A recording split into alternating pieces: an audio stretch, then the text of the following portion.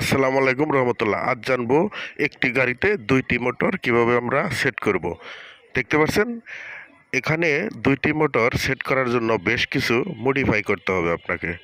প্রথমত আগের হাফসুটা কেটে নিতে হবে, কেটে নিয়ে এবং এক্সেলের যে শেপটা সেটাও কেটে নিতে হবে, কেটে নিয়ে আগের ডিফারেন্সিয়ালের সমপরিমাণ করতে হবে।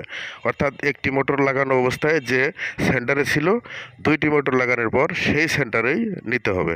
সেটা করার জন্য এখানে দেখতে পাচ্ছেন ডিফারেন্সিয়ালটাকে একটু মডিফাই করে এভাবে করে নিতে হবে। করে নেওয়ার পর খুব সহজে আপনি গাড়িতে ইনস্টল করতে পারবেন।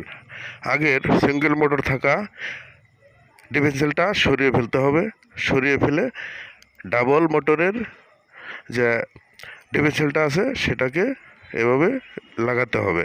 তো আসলে এটা লাগাইলে গাড়িটা স্পিড বেড়ে যাবে, পাশাপাশি টান অনেকটাই বেড়ে যাবে।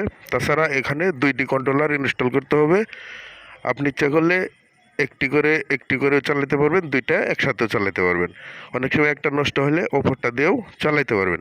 তো দেখতে পাচ্ছেন একটি মোটর যখন লাগানো ছিল তখন গাড়ির স্পিডটা আপনারা জানেন কত হয়, 31 থেকে 40 পর্যন্ত ওঠে। আর যখন দুইটি মোটর অনায়াসেই 71-75 হয়ে গেছে।